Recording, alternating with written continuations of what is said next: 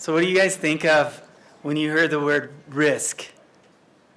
Like, It's going to cost a lot of money. No. It's going to cost a lot of money? No. Yeah, we think of, I don't know. I actually went pretty levered on a stock that actually went down quite a bit, so that was stupid. And so I like to take risks, but when I think of risks, I think of Star Wars. Okay. You guys in? All right. We had our best people on this deck.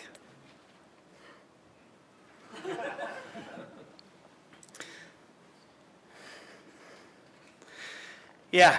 So what does Star Wars teach about risk? This is going to be very elementary, okay? So you don't have to be really good at information security, which all of you are, so I'm sorry. I'm going also after Mandy, who is like the GOAT. She's been on our podcast, and I also botched that because my computer kept failing. So I had all these exciting things to do, and so we're going to have to do another one, Mandy, because I feel like I did you a disservice. Oh, look who came back, the prodigal son. That is so awesome. All right, dude. I really enjoyed Mandy's talk, and there's a lot of great people here. But this is going to be how I think about risk and try to keep things as simple as possible. We have a tendency, I'm kind of both like engineer and GRC person.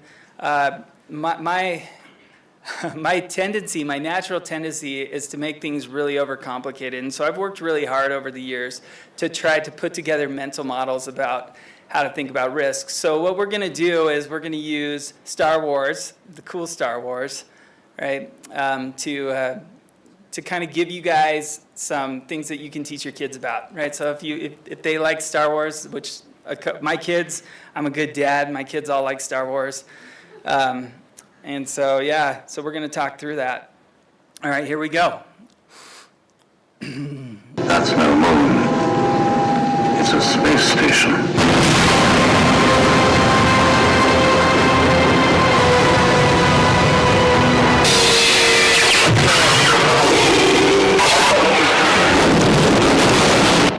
It's a big asset right there, okay?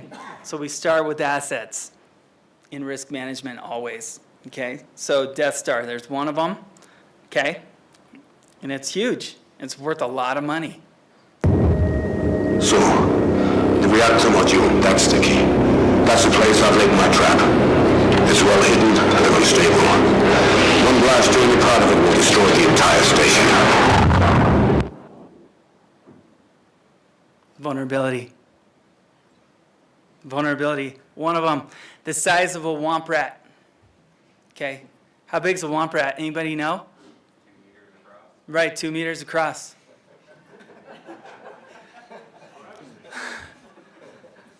Dude, lots of brave nerds have given their social lives to figure out these details. And we got a threat, okay? One little X-wing. Yes, I made that icon. And it's protected by all these stormtroopers. Take over. Need a hand. Blitz.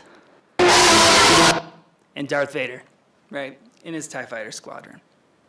Okay, so we got controls. So we got an asset, we got a vulnerability, we got a threat, we got controls.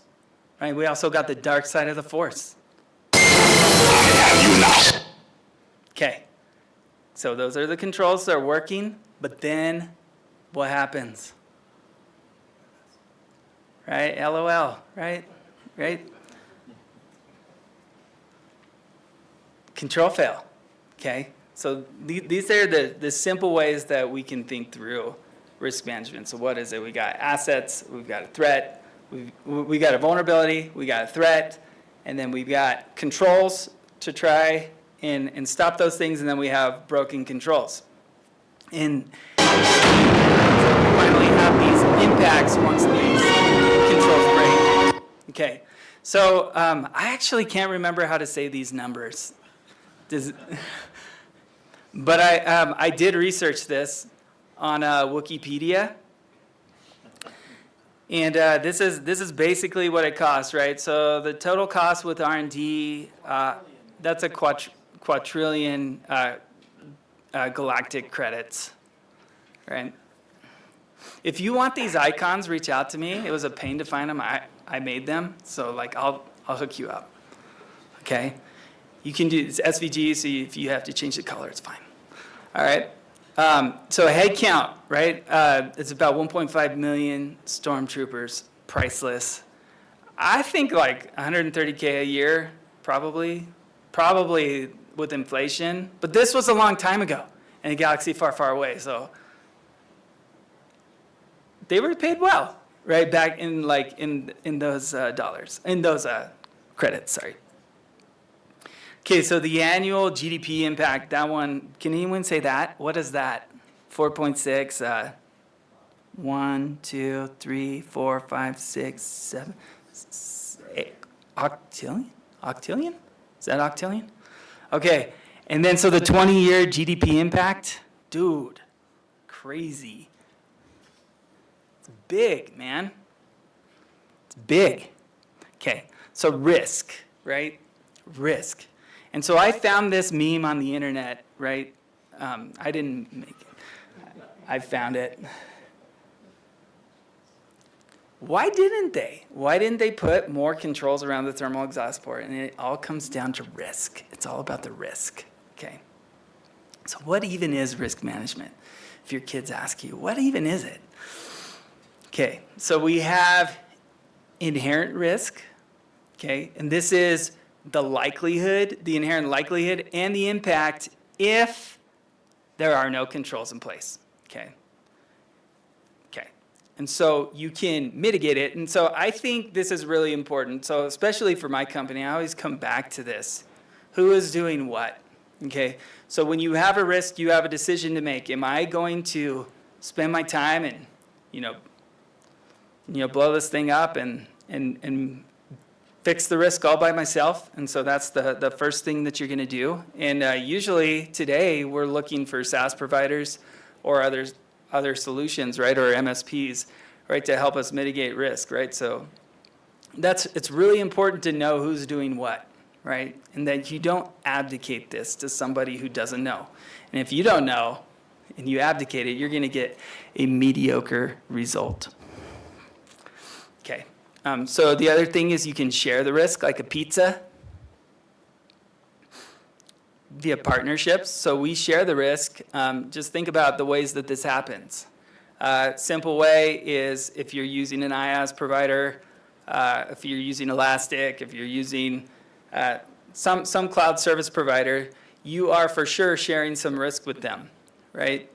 So for example, something simple like security groups in AWS, you have a responsibility as a security engineer to configure that properly.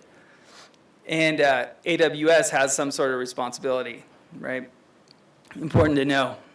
You can transfer the risk. So another one with AWS or Azure or GCP, there's nothing you can do to change how physical security is implemented in a data center. Right, and so that use case we're all worried about of a truck like running into a data center and stealing data, like, it keeps us up. You have to trust them, right? That's not going to happen. So the transfer, though, we usually deal in these three. The other thing you can do is just like accept the risk, right? And you're just like, meh, whatever, right? And then like for me, for a while, like, dating, like you just don't want to pursue it. So you're just like, I'm not going to do it. It's too scary. Can't. What if she says no? So that gets us to residual risk, okay? Residual risk is inherent likelihood and impact after controls in place. Okay. You're letting her keep it. Would you like to know the probability of her using it against you? It's high. Let's get going. It's very high. Yeah, so gauging risk is actually really hard, and so I like to break it down to the very simplest thing. So what is that? And those are, that's really what it is, and I know a lot of you know that, but it's crazy how many times people deviate from those fundamentals when making business decisions. You just got to break it down to the very simplest things and then go from there. Humans are really bad naturally at guessing risk. Like, do you know the probability? Of course not, dude. I'm just going to give her the gun. Who cares? Like, we'll just wing it. That's how I am, right? And so we have a couple different, we're going to talk about qualitative and quantitative, and then I promise I'll say like just kind of how we look at it too, as some like pragmatic way to do it. So qualitative risk assessment. This is kind of the like what K2SO just did, but he was doing quantitative probably too because he's a droid and he's really good. But usually we're just looking at these fruit stripe slides, you know, where we're looking at what's the likelihood and what's the impact, something like that, right? Okay, so we know like say we're dual with Vader, like we know Vader, right? Okay, we know him. We see him. What have you done? You know, this scene's so epic. I just love it. Transmissions. This is a consular ship. Yeah. If this is a council. Rebels hidden fort. And then staff meetings. So good, I find your lack of faith disturbing. right? It's so good. So of this. we know about Darth Vader, right? Because we know, like, if we saw somebody dressed like that and Star Wars was real, we'd be like, oh, dude, back up. But if you like saw him in a bar and you like go up to him and you're like, hey, which one of these buttons like calls your mom to pick you up, you know? And you're like some douche, and like, you know that we know that's really high risk, right? Okay, so with qualitative risk, what? Experience matters, right? Experience matters. You need to know something. So if you go and you abdicate a gap assessment to someone who doesn't have experience in the thing, guess what? You're going to get a mediocre result. Okay, it will be really bad. So with qualitative risk assessments, experience matters. It totally does. You know, every little thing in the world. I like this. Charlie Munger was like one of my favorites. He's a legendary investor and just all around great business mind. But he had this mental model of, you know, you pick up anything, any object in this room, this energy drink. This is like interconnected to so many things in the universe, right? And so in information security, we're obviously connected to everything. Like all of us get like super anxious, you know, when a lot of you are CISOs and you're looking at just what can go wrong, and then you listen to like happy stories from Bryce this morning about how we're screwed already. You know, it gets really overwhelming. And so the experience of your team like really, really matters. So qualitative risk assessments, like how could, you know, we can't just like eyeball, you know, what's the likelihood of 2 proton bombs, even with all the controls breaking, like, you know, going like super fast and then like 90-degree turn, right, into the 2-meter space, right? Womp rat-sized hole. You know, that's hard to gauge, right? This is like what they were One doing. blast to the reactor module and the whole system goes down. That's how you said it. The whole system goes down. You know, that's hard, right? They didn't even know, like the Empire didn't even know that this vulnerability existed, right? So they're like, okay, yeah, you know, maybe it's like it'd be a big deal, right? If it did blow up, I think. I don't know. Would it break everything? I don't know. Would it? I don't know. They don't know. It's like kind of hard to say. So if you go to, if you're doing some sort of assessment and you say high, medium, low, right? It's really hard to make some assessment, right? So I've been like many times in my career, you know, trying to like give answers and explain things, and people being frustrated. And you said like high risk. What does that mean? Or moderate risk, or I don't know. It's kind of funny, huh? So anyways, that's where we add the qualitative measures to it. Okay, or the quantitative to the qualitative. Okay, so quantitative is where the data matters. Okay, experience matters with qualitative, and data matters with the quantitative. Okay, so I made this little equation, and we're gonna do the quantitative analysis on this.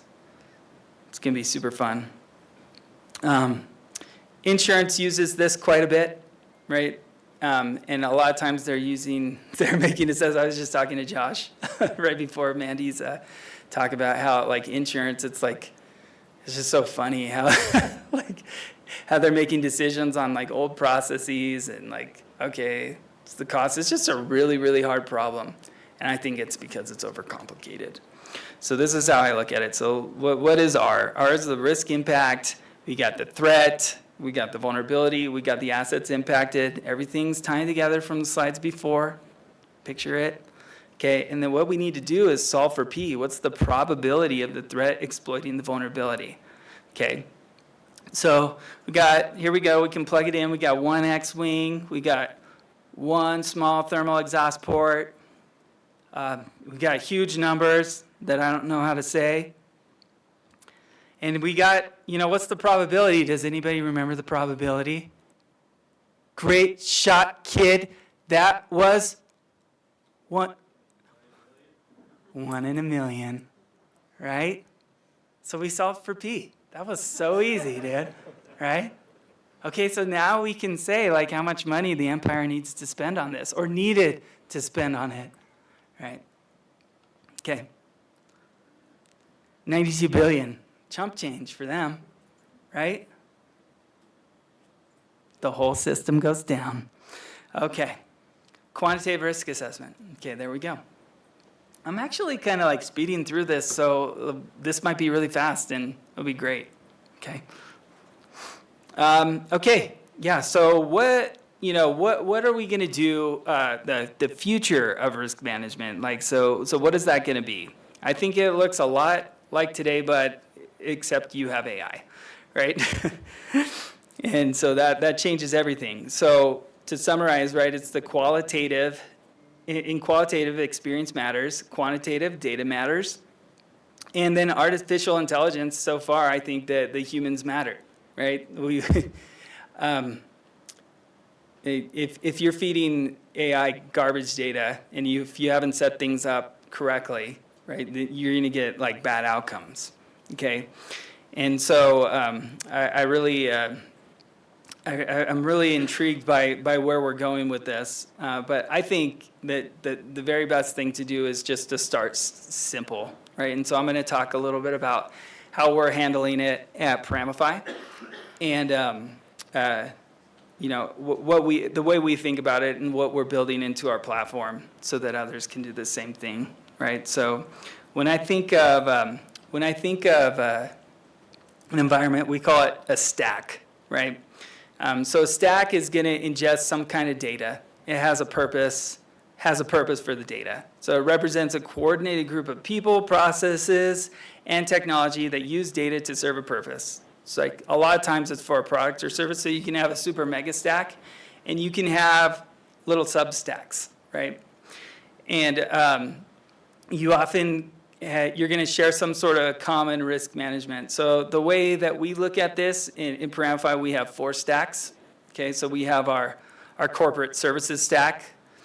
Okay, we have our development stack that has different risk, right? There's different data that goes in there. And then we have our cloud ops stack, and then we have the actual offering, right, that we produce, right? So on the product side. So it's good to understand, what are the people that are interacting with this data, okay, and give that a role, give that a name. Yeah, it's really easy to do. You can do it in a spreadsheet. The next thing you want to do is look at the different kinds of process that are interacting with that data. So that can be a mix between the people and the technology, and then obviously you need to enumerate all the different components that you had. So again, I keep referring to Mandy because that's the last thing that I saw, was like, this great big environment, right, where you have all of your components. And that is so critical that you understand what you have within a stack. And if you don't, how can you secure it, right? So there's endless solutions probably from vendors here that are trying to make that easy for you. But conceptually, it's absolutely necessary for you to go through that. And then finally, I probably should have started with that. It's like, what are the data inputs? Because that is the risk. That affects what the impact would be if this gets compromised, right? So once you have that, right, you can start to look at the different threats, right? Like what gets affected from a threat. So with like a smishing, you would know it's going from people, and then they use that to exploit technology, and then go through the data. And then there's SQL injection. SQL injection, what would that look like? Mapping that out. So having a way to just map out all of your different stacks quickly, easily. You don't need tech to do that. You can probably do it conceptually, but understanding that is the very beginning to really great, insanely great risk management. As simple as that is my experience. We're able to move really, really fast in implementing controls and addressing risks when you're clear on what you've got strategically and everything. All right, dude. So seriously, that's it. I'm one of the fastest ones, and I don't have to take lots of time. And I just want to be friends with you. We have a Pre-Amplify podcast that's growing quite a bit. We've had some CISOs in here. Matt's been on it. Mandy's been on it. Bryce has been on it.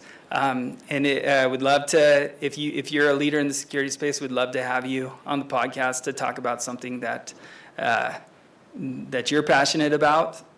Pre-Amplify, we help a lot with FedRAMP, right? We help a lot with DoD compliance and CMMC and all sorts of things like that in the risk management space, also with FISMA.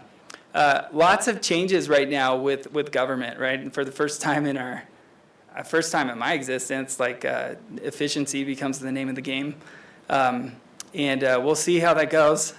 But that is coming, and I'm really excited for the future there. So with that, if there's any questions, happy to field them. Otherwise, we can catch up after.